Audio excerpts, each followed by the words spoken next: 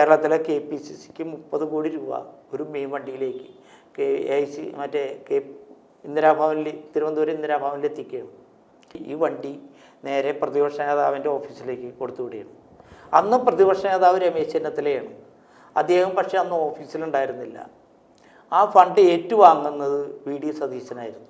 30 കോടി രൂപ 30 കോടി രൂപ ഏറ്റുവാങ്ങുന്നത് VD സതീശനായിരുന്നു. ആ ഫണ്ട് സതീശനെ ഏറ്റുവാങ്ങിയതല്ലാതെ അത് ഏത് വഴിക്ക് പോയി എന്ന് ഇന്നും കോൺഗ്രസ് നേതാക്കന്മാർക്കും KPCCക്കും അറിയില്ല.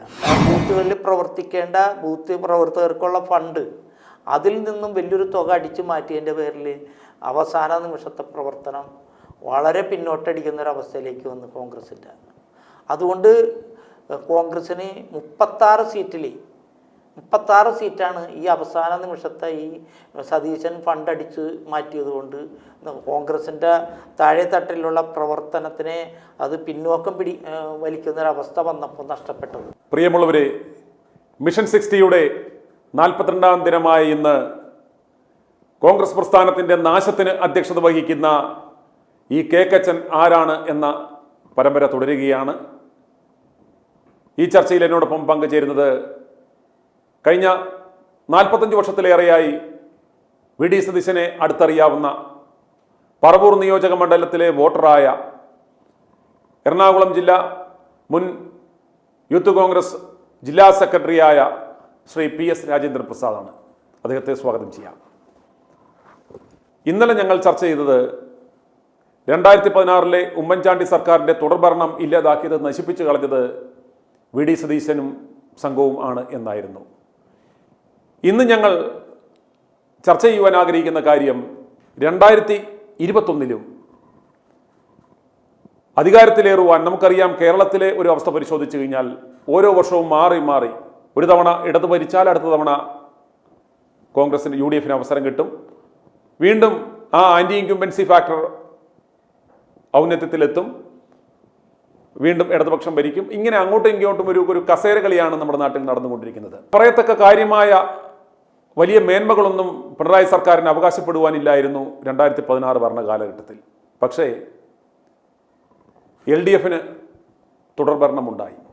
കടുത്ത ഭരണകൂട വിരുദ്ധത ഉണ്ടായിരുന്നു എങ്കിൽ പോലും പിണറായി സർക്കാരിന് എങ്ങനെ തുടർഭരണം ലഭിച്ചു എന്ന് നമ്മൾ മനസ്സിലാക്കണം. അതിന് കാരണക്കാരനായതും ഈ VD സതീശൻ എന്ന കുഴിപ്പളവനാണെന്ന് നിങ്ങൾ മനസ്സിലാക്കണം. ഈ VD സതീശൻ എങ്ങനെയാണ് കോൺഗ്രസ് പ്രസ്ഥാനത്തെ നശിപ്പിച്ചത്, പരാജയത്തിലേക്ക് നയിച്ചത്, എന്തുകൊണ്ടാണ് വിജയസാധ്യത ഉറപ്പായിരുന്ന പല മണ്ഡലങ്ങളും കോൺഗ്രസിന് നഷ്ടപ്പെട്ടത് എന്ന് നിങ്ങൾ മനസ്സിലാക്കണം. സാധാരണക്കാരായ പ്രവർത്തകർക്ക്, നേതാക്കന്മാർക്ക് ഒരുപക്ഷെ അറിയാമായിരിക്കും. പക്ഷേ പാർട്ടിയുടെ നന്മയെ കരുതി അവരാരും അത് പുറത്തു പറയത്തില്ല. പലർക്കും അതിനുള്ള ധൈര്യവുമില്ല. എന്നാൽ ഈ പ്രസ്ഥാനത്തിൻ്റെ സകല ഉള്ളുകളികളും അറിയാവുന്ന, വർഷങ്ങളോളം കോൺഗ്രസിലെ മുതിർന്ന നേതാക്കന്മാരോടൊപ്പം ഈ പ്രസ്ഥാനത്തോട് വേണ്ടി പ്രവർത്തിച്ച ശ്രീ PS രാജേന്ദ്ര പ്രസാദിന് ഇതിനകത്ത് നടക്കുന്ന സകല ഉള്ളുകളികളും യുവമാരുടെ സകല കള്ളക്കമ്മട്ടങ്ങളും അടുത്തറിയാവുന്ന വ്യക്തിത്വമാണ്. അദ്ദേഹം ഇന്ന് നമ്മോട് വെളിപ്പെടുത്തുന്നത് എങ്ങനെയാണ് 2011 ഒരു മടങ്ങിവരവ് സാധ്യമായിരിക്കെ എങ്ങനെയാണ് കോൺഗ്രസിന് അവസരം നഷ്ടപ്പെട്ടത്, എങ്ങനെയാണ് LDFന് തുടർഭരണം ലഭിച്ചത്, അതിന് ഈ VD സതീശൻ എങ്ങനെ കാരണക്കാരനായി എന്ന് ശ്രീ PS രാജേന്ദ്ര പ്രസാദ് വിവരിക്കുന്നു. രാജേന്ദ്ര പ്രസാദ് ജി, ഒന്ന് വിവരിക്കാമോ എങ്ങനെയാണ് ഈ VD സതീശൻ ഈ പിണറായി സർക്കാരിന് വീണ്ടും ഒരു അവസരം ഉണ്ടാക്കി കൊടുത്തത്? താങ്കൾ പറഞ്ഞ പോലെ കേരളത്തിൽ ഇടതുപക്ഷം ഒരു ടേം ഭരിച്ചാൽ ഒരു ടേം UDF, ഒരു ടേം LDF. ഇതേപോലെ 77 സീറ്റോടുകൂടി ഒരു ഭരണത്തിൽ 2021 വരേണ്ട UDF ഭരണത്തിനുള്ള സാധ്യതയാണ് VD സതീശൻ ഇല്ലാതാക്കിയത്. കേരളത്തിൽ KPCC പ്രസിഡൻ്റായിട്ട് ഇരിക്കുന്ന മുല്ലപ്പള്ളി രാമചന്ദ്രൻ്റെ നേതൃത്വത്തിൽ അന്ന് പ്രതിപക്ഷ നേതാവായാലും അവർ നല്ല രീതിയിൽ പ്രവർത്തനങ്ങൾ കാഴ്ചവെച്ചിട്ടുണ്ടായിരുന്നു. അതിൻ്റെ ഫലം ഏറ്റെടുക്കാൻ വേണ്ടി മുല്ലപ്പള്ളി പല പരിപാടികൾ ആസൂത്രണം ചെയ്തു. അതിൽ ഏറ്റവും ഒടുവിൽ ഭരണം തിരിച്ചു പിടിക്കാൻ വേണ്ടിയാണ് കേരള യാത്ര KPCC തീരുമാനിച്ചത്. അങ്ങനെ കേരള മാർച്ചിൻ്റെ ലീഡർഷിപ്പ് രമേശ് ചെന്നിത്തലയ്ക്കായിരുന്നു. ആ പരിപാടി കേരളത്തിലെ നമ്മൾ ഒരു കൃഷി ചെയ്യാൻ വേണ്ടി നിലം ഉഴുതു മറിക്കുന്നത് പോലെ ഒരു തെരഞ്ഞെടുപ്പിനെ നേരിടുന്നതിന് മുൻപ് 140 നിയോജക മണ്ഡലങ്ങളും അതിന് സജ്ജമാക്കുക എന്ന ലക്ഷ്യം ആ കേരള മാർച്ചിലൂടെ ഒരു ആവേശം ജനങ്ങളുടെ ഒരു മൊത്തത്തിലൊന്ന് ഉഴുതുമറിക്കുക ആ ഒരു ലക്ഷ്യം വെച്ചിട്ടാണ് മുല്ലപ്പള്ളി ഈ ഒരു പരിപാടി ക്രിയേറ്റ് ചെയ്തതും അതനുസരിച്ച് അത് നല്ല രീതിയിൽ പ്രവർത്തിക്കാനുള്ള ഫണ്ടും എല്ലാം റെഡിയാക്കി രമേശ് ചെന്നിത്തലയ്ക്ക് കൊടുത്തു.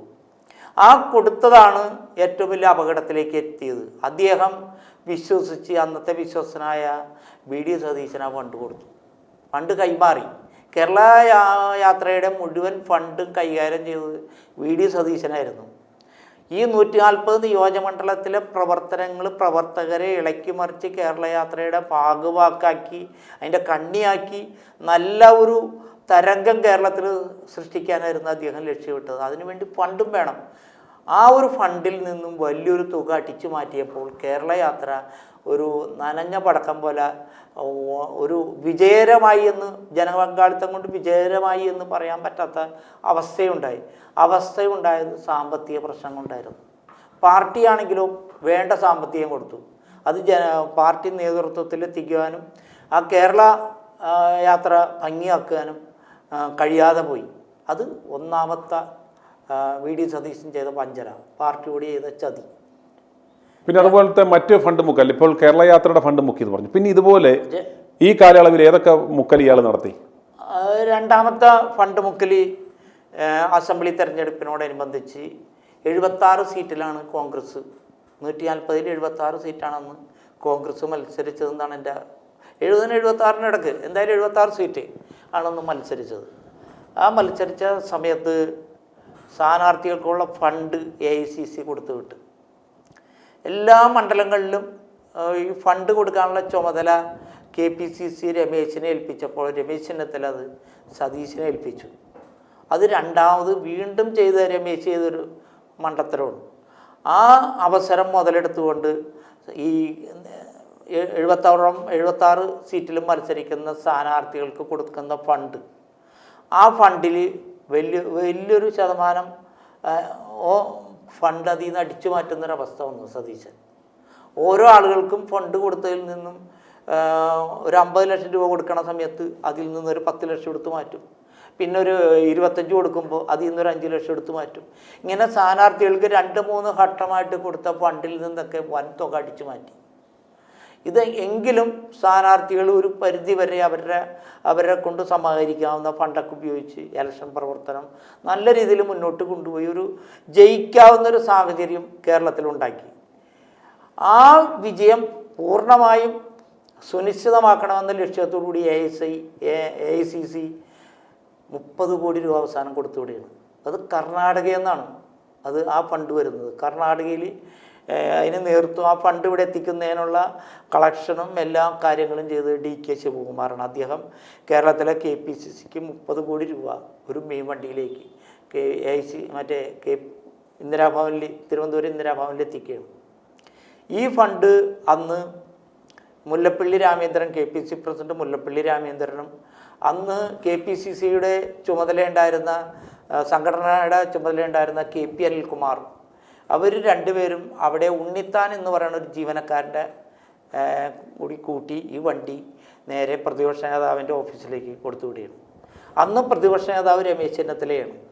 അദ്ദേഹം പക്ഷേ അന്ന് ഓഫീസിലുണ്ടായിരുന്നില്ല. ആ ഫണ്ട് ഏറ്റുവാങ്ങുന്നത് BD സതീശനായിരുന്നു. 30 കോടി രൂപ 30 കോടി രൂപ ഏറ്റുവാങ്ങുന്നത് BD സതീശനായിരുന്നു. ആ ഫണ്ട് സതീശനെ ഏറ്റുവാങ്ങിയതല്ലാതെ അത് ഏത് വഴിക്ക് പോയി എന്ന് ഇന്നും കോൺഗ്രസ് നേതാക്കന്മാർക്കും KPCCക്കും അറിയില്ല. ആ രീതിയിലേക്ക് ആ സാധനം അടിച്ചു മാറ്റിയിട്ട് അവസാന നിമിഷം ഒരു 10-11 കോടി രൂപ മാത്രമാണ് ഈ കേരളത്തിലെ 76 സ്ഥാനാർത്ഥികൾക്ക് വീതിച്ചു കൊടുത്തത്.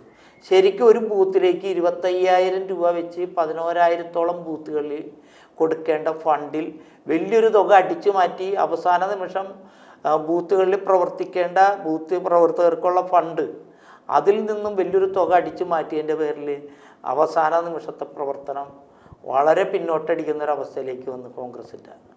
അതുകൊണ്ട് കോൺഗ്രസ്സിന് 36 സീറ്റിൽ 36 സീറ്റാണ് ഈ അവസാന നിമിഷത്തെ ഈ സതീശൻ ഫണ്ട് അടിച്ച് മാറ്റിയത് കൊണ്ട് കോൺഗ്രസിൻ്റെ താഴെത്തട്ടിലുള്ള പ്രവർത്തനത്തിനെ അത് പിന്നോക്കം വലിക്കുന്നൊരവസ്ഥ വന്നപ്പോൾ നഷ്ടപ്പെട്ടത്. അല്ലെങ്കിൽ ആ 36 സീറ്റ് 5000-ന് താഴെ വോട്ടിനാണ് എല്ലാ 36 സീറ്റ് കോൺഗ്രസ്സിന് നഷ്ടപ്പെടുന്നത്. 76 സീറ്റിൽ മത്സരിച്ചിട്ട് 21 സീറ്റിൽ ജയിച്ചു, 55 സീറ്റ് തോറ്റു. ആ 55-ൽ 36 സീറ്റ് ജയിച്ചു കയറാവുന്ന സീറ്റായിരുന്നു. അത് 5000-ന് താഴെ വോട്ട്. അത് പരാജയപ്പെട്ടത് ഓരോ മണ്ഡലങ്ങളും വെറും 5000-ൽ താഴെ വോട്ടുകൾക്കാണ്. 5000-ന് താഴെ വോട്ടിനാണ്. അന്നേരം ഈ ഫണ്ട് ഉണ്ടായിരുന്നുവെങ്കിൽ താഴത്തെ തട്ടിലേക്ക് നല്ല രീതിയിൽ അവർക്ക് ഊർജ്ജസ്വലമായി ഈ പ്രവർത്തിക്കുവാനും, അതല്ലെങ്കിൽ വോട്ടർമാരെ നമുക്കറിയാം അവസാന നിമിഷം വണ്ടിയിലൊക്കെ കൊണ്ടുവരികയും പലതരത്തിലുള്ള പ്രവർത്തനങ്ങൾ ചെയ്യാറുണ്ട്. ഈ കോൺഗ്രസ് വോട്ടർമാരെ സംബന്ധിച്ചിടത്തോളം ഇവർ മടിയന്മാരാണ്. അവര് വണ്ടി വിട്ടവരെ അല്ലെ അവരെ അത്തരത്തിലുള്ള പ്രവർത്തനങ്ങളൊന്നും നടത്താൻ പറ്റിയില്ല. അവസാന നിമിഷം വോട്ടർമാരെ മാക്സിമം കളക്ട് ചെയ്യാനുള്ള സംവിധാനം പാർട്ടിക്ക് നഷ്ടപ്പെട്ടു. 36 സീറ്റും വിജയിക്കാവുന്ന സാധ്യതയുള്ള 36 സീറ്റും നഷ്ടപ്പെട്ടു. കോൺഗ്രസിന് ഒരു 2021-ലും രണ്ടാമതും പരാജയം വാങ്ങേണ്ടി വന്നു. അതിന് ഉത്തരവാദി വി ഡി സതീശനാണ്.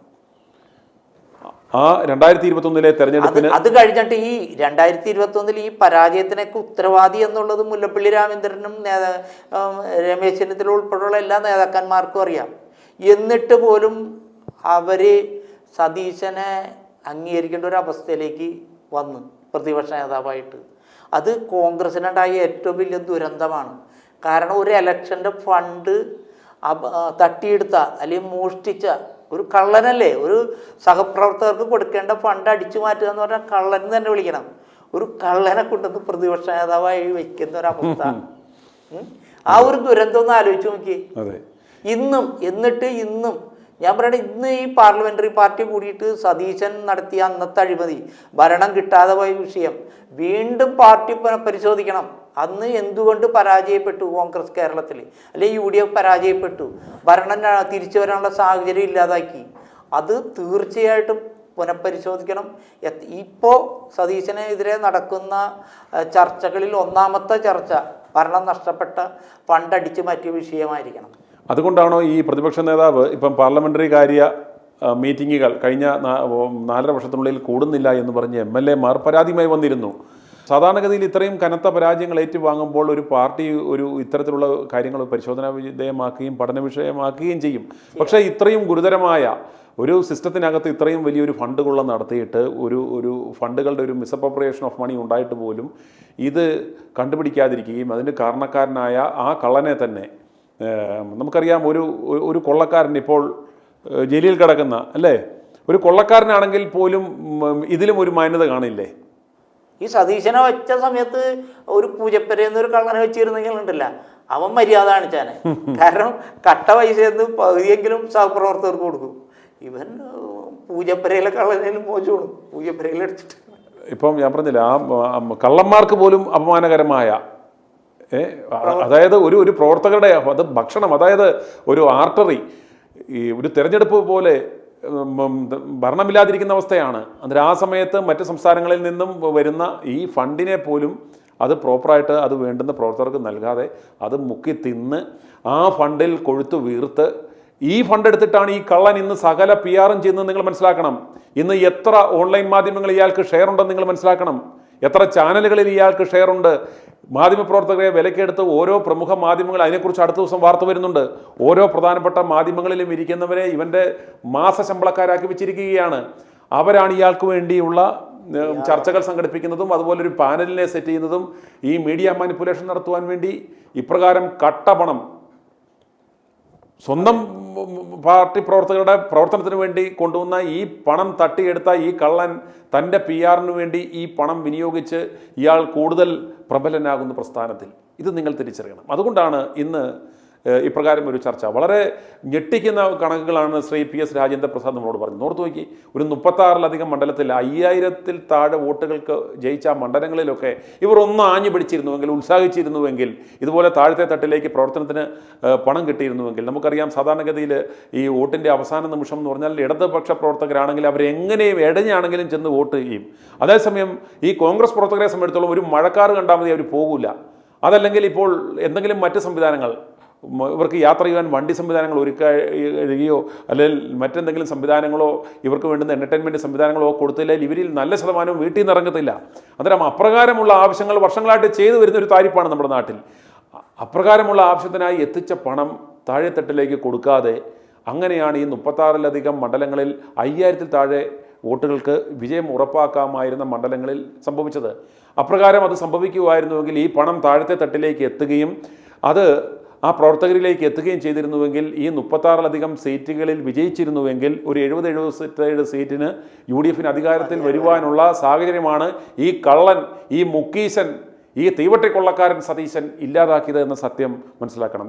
ഈ സത്യം ഇയാൾക്ക് നിഷേധിക്കാൻ പറ്റുമോ? ഇത് ഒളിച്ചിരുന്നോ മറഞ്ഞിരുന്നോ അശരീരിയോ ആയിട്ടല്ല ഇത് സംസാരിക്കുന്നത്. ശ്രീ PS രാജേന്ദ്ര പ്രസാദ് എന്ന് പറയുന്നത് ഇന്ന് ITV ന്യൂസിൻ്റെ തിരുവനന്തപുരത്തുള്ള സ്റ്റുഡിയോയിൽ ഇരുന്ന് എന്നോടൊപ്പമാണ് സംസാരിക്കുന്നത്. അദ്ദേഹത്തിൻ്റെ ഐഡൻറ്റിറ്റി വെളിപ്പെടുത്തിയാണ് അദ്ദേഹം സംസാരിക്കുന്നത്. VD സതീശന് ഇദ്ദേഹം പറഞ്ഞതിനോട് അങ്ങനല്ല, ഞാൻ കട്ടിട്ടില്ല എന്ന് പറയുവാനുള്ള ആർജവമുണ്ടോ? അതാണ് ഞങ്ങൾ ചോദിക്കുന്നത്. അതുകൊണ്ട് ഈ ഒരു എപ്പിസോഡിൻ്റെ ഉദ്ദേശം എന്ന് മനസ്സിലാക്കുന്നത്, പ്രിയപ്പെട്ട കോൺഗ്രസ് പ്രവർത്തകരെ, പ്രിയപ്പെട്ട പാർട്ടി പ്രവർത്തകരെ, ജനങ്ങളെ നിങ്ങൾ മനസ്സിലാക്കണം. ഈ കള്ളൻ, ഈ കൊള്ളക്കാരനാണ് ഈ 3-ാം വട്ടവും ഈ അവസരം നശിപ്പിക്കുവാൻ. ഈ നമ്മൾ ഇൻ ഡെപ്ത് വളരെ കാരണസഹിതമാണ് അസസ് ചെയ്യുന്നത്. ആദ്യത്തെ ഘട്ടത്തിൽ സരിതയെ ഇറക്കി, അതുപോലെ ഭരണകൂടത്തിനെതിരെ ഉമ്മൻചാണ്ടിക്കെതിരെ അഴിമതി ആരോപണം ഉന്നയിച്ച് ആ അവസരം നഷ്ടപ്പെടുത്തി. രണ്ടാമത്തെ തവണ ഓരോ ഘട്ടങ്ങളിലും ഓരോ അവസരങ്ങളിലും കേരള യാത്ര, അതുപോലെ സ്ഥാനാർത്ഥികൾക്ക് കൊടുത്ത ഫണ്ട്, അതുപോലെ ഇതിൻ്റെ പ്രൊമോഷൻ റിലേറ്റഡ് ആയിട്ടുള്ള എത്തിച്ച ഫണ്ട്, അതുകൂടാതെ അവസാന AICC കൊടുത്തുവിട്ട 30 കോടി ഫണ്ട് അടക്കമുള്ള ഈ ഫണ്ടുകൾ വ്യാപകമായ രീതിയിൽ ഇയാൾ മിസ്അപ്രോപ്രിയേറ്റ് ചെയ്യുകയും സ്വന്തം പോക്കറ്റിലേക്ക് മുക്കുകയും ചെയ്തതുകൊണ്ടാണ് ഇവർക്ക് ഇത്രയും റിസോഴ്സിന് ബുദ്ധിമുട്ടുണ്ടാകുകയും അത് അൾട്ടിമേറ്റ്ലി പരാജയത്തിലേക്ക് നയിക്കുകയും ചെയ്ത് എന്ന് നിങ്ങൾ മനസ്സിലാക്കണം. ആ പണം ഉപയോഗിച്ച് ഇയാൾ ഇന്ന് കൂടുതൽ പ്രബലനായി, ശക്തനായി. രണ്ടാം തവണയും ആദ്യ തവണയും 2016-ലും 2021-ലും ഈ പ്രസ്ഥാനത്തിനെ പരാജയത്തിൻ്റെ പടുകുഴിയിലേക്ക് നയിച്ച ഈ നാണം കെട്ടവൻ തന്നെ ഇന്നിതാ പ്രതിപക്ഷ നേതാവായിട്ടിരിക്കുന്നു. ഈ നാണം കെട്ടവനാണ് 2026-ലെ തെരഞ്ഞെടുപ്പിനെയും നയിക്കാൻ പോകുന്നതെന്ന് പറയുമ്പോൾ നിങ്ങൾ ഓർക്കുക, ഒരബദ്ധം കൊണ്ട് പഠിച്ചില്ല. ഇവൻ്റെ ഒരു പറപ്പുകേട് 2016-ൽ നിങ്ങൾ മനസ്സിലാക്കിയില്ല, 2021-ലും നിങ്ങൾ മനസ്സിലാക്കിയില്ല. ഇതാ 2026, 2026-ലും ഇതാ തിരഞ്ഞെടുപ്പ്, തദ്ദേശ സ്വയംഭരണ സ്ഥാപനങ്ങളിലേക്കുള്ള നിയമസഭാ തെരഞ്ഞെടുപ്പിൻ്റെ ഒരു കറക്റ്റ് ഒരു ഇൻഡിക്കേറ്ററാണ്. ആ 2016-ലേക്കുള്ള തിരഞ്ഞെടുപ്പിൻ്റെ ദിശാസൂചികയായ തദ്ദേശ സ്വയംഭരണ സ്ഥാപനങ്ങളിലേക്കുള്ള തെരഞ്ഞെടുപ്പ് പടിവാതിക്കലെത്തി നിൽക്കുന്നു. നിയമസഭാ തെരഞ്ഞെടുപ്പ് ഇതാ 7-8 മാസങ്ങൾക്കുള്ളിൽ നടക്കുവാനായിട്ടിരിക്കുന്നു. ആ സാഹചര്യത്തിൽ ഇവൻ കാണിച്ചു കൊടുക്കുന്ന കന്നം തെരുവുകൾ നിങ്ങൾ കാണുക. യുവ നേതൃത്വനിരയെ ഇല്ലാതാക്കി, ഷാഫി പറമ്പലിനെയും രാഹുൽ മാങ്കൂട്ടത്തിലിനെയും മാത്യു കൊൾനാടനെ പോലെയുള്ളവരെയും ശബ്ദിക്കാതെ ഉള്ള അവസ്ഥയിലേക്കാക്കി. ഇയാൾ പ്രതിപക്ഷ നേതാവ് എന്ന നിലയ്ക്ക് തികഞ്ഞ പരാജയം, ഇവിടെ ഒരു പ്രതിപക്ഷമില്ലാത്ത അവസ്ഥ ഉണ്ടാക്കി. ഇയാൾ എടുത്ത സകല പരിപാടികളും, ലോകമർദ്ദനവുമായി ബന്ധപ്പെട്ട ക്യാമ്പയിൻ 2-ാം ദിവസം പൊളിഞ്ഞ് നാറിപ്പോയി. ഇപ്പോൾ ഇതാ ശബരിമല സ്വർണ്ണക്കൊള്ളയുമായിട്ട് ബന്ധപ്പെട്ട സംഭവവും, ആ സമയത്ത് ഇതാ വീണ്ടും ഇന്ന് രാഹുൽ വിഷയവുമായിട്ട് അവന്മാർ രംഗത്ത് വന്നേക്കുകയാണ്. ഇതിന് അവസരമുണ്ടാക്കിയതാരാ? ഈ പ്രശ്നം എന്നാൽ ദിവസങ്ങൾക്ക് മുമ്പേ ഇത് തീർത്ത് രാഹുലിനെ തിരികെ എടുത്തിരുന്നുവെങ്കിൽ ഇന്ന് മുൻപന്തിയിൽ ഈ പിണറായി സർക്കാരിനെതിരെ പടപൊരുതുവാൻ രാഹുൽ ഉണ്ടാകുമായിരുന്നില്ലേ? ആ അവസരം ഇല്ലാതാക്കി സ്വയം പ്രതിരോധത്തിലാക്കിയ ആ നടപടിക്ക് കാരണക്കാരൻ ഈ കേക്കച്ചനല്ലേ? മൂന്നാമതും നിങ്ങൾ മനസ്സിലാക്കുക, ഈ കേരളത്തെ നാശത്തിലേക്ക്, പിണറായി വിജയന്റെ തുടർഭരണത്തിലേക്ക് തളച്ചിടുവാൻ പറ്റാവുന്ന രീതിയിൽ നമ്മളെ നയിച്ചു കൊണ്ടുപോവുകയാണ് ഈ നാണം കെട്ട കേക്കച്ചൻ എന്ന് നിങ്ങൾ മനസ്സിലാക്കണം. ഈ പണത്തിന് ആർത്തിമൂത്ത ഈ നാറി, ഈ നാണം കെട്ടവൻ ഈ പ്രസ്ഥാനത്തെയും ഈ ജനങ്ങളെയും തൂക്കി പിണറായി വിജയന് വിറ്റു എന്ന് നിങ്ങൾ മനസ്സിലാക്കുക. ആ പണം മേടിച്ച് ഇവൻ ദുബൈയിലേക്ക് അതിൻ്റെ പങ്കുപറ്റാൻ പോയത് നമ്മൾ കണ്ടു. ആ പണം പറ്റി വീണ്ടും 2016-ൽ പിണറായി വിജയന് സുരക്ഷിതമായി ഭരണത്തിലേറുവാൻ ഇവൻ അവസരമുണ്ടാക്കിയതുപോലെ 2021-ൽ ഈ ഫണ്ട് മുക്കി ഈ കോൺഗ്രസിനെ ശുഷ്കമാക്കി ദാരിദ്ര്യത്തിൻ്റെ പടുകുഴിയിലാക്കി ഭരണത്തകർച്ച ഉണ്ടാക്കിയതുപോലെ ഈ 2026-ലും ഇത്തരം ലൈംഗികാരോപണങ്ങൾ ഉന്നയിച്ച് പാർട്ടിയിലെ യുവനേതാക്കന്മാരെ നശിപ്പിച്ച് ഈ പാർട്ടിയെ പ്രതിരോധത്തിലാക്കി വീണ്ടും തുടർഭരണം ഒരുക്കുവാനുള്ള അവസരമാണ് ഈ നാണം കെട്ടവൻ ഉണ്ടാക്കുന്നത് എന്ന് ദയവായി ജനങ്ങൾ തിരിച്ചറിയുന്നതിന് വേണ്ടിയാണ് ഈ മിഷൻ 60-യുടെ 42-ാം ദിനത്തിൽ ഞങ്ങൾ ഇപ്രകാരം ഒരു ചർച്ച നടത്തുന്നത്. ഇത് ചുമ്മാ ഊഹാപോഹമല്ല പറയുന്നത്, സ്പെക്കുലേഷൻ അല്ല. കൃത്യമായിട്ടും ഇതിൻ്റെ ഓരോ സ്പന്ദനങ്ങളും അറിയാവുന്ന, ഈ പാർട്ടിക്ക് വേണ്ടി പതിറ്റാണ്ടുകൾ ചോരയും നീരുമൊഴുക്കിയ ഒരു നേതാവാണ് നമ്മളോട് ഈ സത്യങ്ങൾ വിളിച്ചു പറയുന്നത്. ഇന്ന് ഇത് പകലുപോലെ അറിയാവുന്ന നിരവധി മുതിർന്ന നേതാക്കന്മാർ നമ്മുടെ നാട്ടിലുണ്ട്, നമ്മുടെ സംസ്ഥാനത്തുണ്ട്. പക്ഷെ അവർ ഭയപ്പെടുകയാണ്. അവർക്ക് ഒത്തിരി നഷ്ടപ്പെടുവാനുണ്ട്. ഈ പാർട്ടിക്ക് വേണ്ടി താൻ ഉണ്ടാക്കിയ സകലതും ത്യജിച്ച, നശിപ്പിച്ച ഒരു വ്യക്തിത്വമാണ് ഇദ്ദേഹം. പാർട്ടിക്ക് വേണ്ടി സകലതും നശിപ്പിച്ച ഒരു വ്യക്തി. വി.ഡി. സതീശനെ പോലെയുള്ള ഒരാളുടെ മുന്നിൽ മുഖത്ത് നോക്കി നീ കള്ളനല്ലടാ എന്ന് ചോദിക്കുവാൻ ആർജവമുള്ളത് കൊണ്ടും നഷ്ടപ്പെടുവാൻ മേലുകീഴ് നോക്കാൻ ഒന്നുമില്ലാത്തത് കൊണ്ടുമാണ് അദ്ദേഹം ഇന്ന് പറയുന്നത്. എന്നാൽ മറ്റു പല നേതാക്കന്മാരും അങ്ങനല്ല. ഈ വാർദ്ധക്യവേളയിലും എന്തെങ്കിലും ഒരു എച്ചിൽ കഷ്ണം കിട്ടിയാലോ എന്നോർത്ത് പേടിച്ചിരിക്കുന്നവർ, വളരെയേറെ ഇമേജ് കോൺഷ്യസ് ആയവർ, മറ്റു പല ഘടകങ്ങളെയും പേടിക്കുന്നവർ, തന്നെക്കുറിച്ച് മറ്റുള്ളവർ എന്ത് കരുതും ഇപ്രകാരം പറഞ്ഞാൽ എന്ന് കരുതുന്നവർ, എന്തൊക്കെ സംഭവിച്ചാലും അത് ഞാൻ പറഞ്ഞാൽ അത് പാർട്ടിയെ ദോഷകരമായി ബാധിക്കുമെന്ന് ആത്മാർത്ഥമായി പാർട്ടിയെ സ്നേഹിക്കുന്നവർ, അങ്ങനെ പല തരത്തിലുള്ള ആളുകളുണ്ട്. പക്ഷെ അവർക്കെല്ലാം പകൽ പോലെ സത്യമായി ഈ കാര്യം വ്യക്തമായി അറിയാം.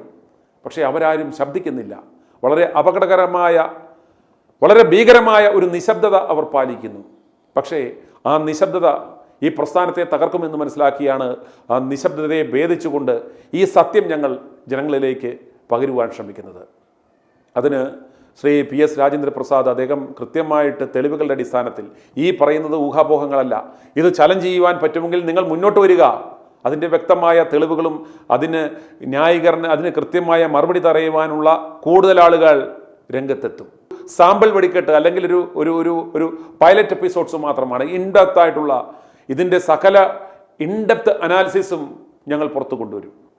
അതുകൊണ്ട് പ്രിയപ്പെട്ട പ്രേക്ഷകരെ, ഈ എപ്പിസോഡ് ഇവിടെ വൈൻഡപ്പ് ചെയ്യുവാൻ നമുക്ക് സമയമായി. ഇന്ന് നമ്മൾ ചർച്ച ചെയ്തത്, നിങ്ങളുടെ മനസ്സിൽ ഒന്നുകൂടി ഉറപ്പിക്കേണ്ടുന്ന കാര്യം, 2021 പിണറായി സർക്കാരിന് തുടർഭരണം ഉറപ്പാക്കിയതും ഈ കേക്കച്ചൻ എന്ന് പറയുന്ന വി.ഡി. സതീശനാണ്. ഇയാൾ 2026 പിണറായിക്ക് 3ാം ഭരണം ഉറപ്പാക്കുവാനുള്ള പ്രവർത്തനങ്ങളാണ് നടത്തുന്നത്. കാശിനോടാത്തിമൂർത്ത, പണത്തിനു വേണ്ടി എന്തും ചെയ്യുന്ന, ആരുടെയും കുതികാല് വെട്ടുന്ന, പദവിക്ക് വേണ്ടി ആരെയും ഇല്ലാതാക്കുന്ന, തനിക്കൊപ്പം നിന്നില്ലെങ്കിൽ തീർക്കുന്ന വിഷസർപ്പമാണ് ഇയാളെന്ന് നിങ്ങൾ തിരിച്ചറിയണം. അതുകൊണ്ട് ഈ കേക്കച്ചനെ മുന്നിൽ നിർത്തി വരുന്ന തദ്ദേശ സ്വയംഭരണ സ്ഥാപനങ്ങളിലേക്കുള്ള തെരഞ്ഞെടുപ്പിനെ അഭിമുഖീകരിക്കാൻ പോയാൽ കനത്ത പരാജയം ഏറ്റുവാങ്ങും എന്നതിൽ യാതൊരു സംശയവുമില്ല. അതിനു മുമ്പായി ഈ പാർട്ടിയെ സ്നേഹിക്കുന്നവർ, ഈ പാർട്ടി രക്ഷപ്പെടണമെന്ന് ആഗ്രഹിക്കുന്നവർ ഒരു പുനർവിചിന്തനം നടത്തണം. ഈ കളങ്കിതനെ, ഈ തീവട്ടിക്കൊള്ളക്കാരനെ ആ പദവിയിൽ നിന്നും മാറ്റി പകരം എത്രയോ നല്ല നേതാക്കന്മാരുണ്ട്, എത്രയോ അക്സെപ്റ്റബിളായ കളങ്കിതരല്ലാത്ത നേതാക്കന്മാരുണ്ട്. അപ്രകാരമുള്ളവരെ മുന്നിൽ നിർത്തി തെരഞ്ഞെടുപ്പ് അഭിമുഖീകരിച്ചില്ലെങ്കിൽ വലിയ നാശമായിരിക്കും കാത്തിരിക്കുന്നത് എന്ന് മാത്രം പറഞ്ഞുകൊണ്ട് ഈ എപ്പിസോഡ് ഇവിടെ അവസാനിപ്പിക്കുന്നു. നന്ദി, നമസ്കാരം. i2i News, an eye for truth. i2i News subscribe ചെയ്തിട്ടില്ലാത്തവർ ഇപ്പോൾ തന്നെ സബ്സ്ക്രൈബ് ചെയ്യുക. നോട്ടിഫിക്കേഷൻ ലഭിക്കുവാൻ ബെൽ ബട്ടണും അമർത്തുക.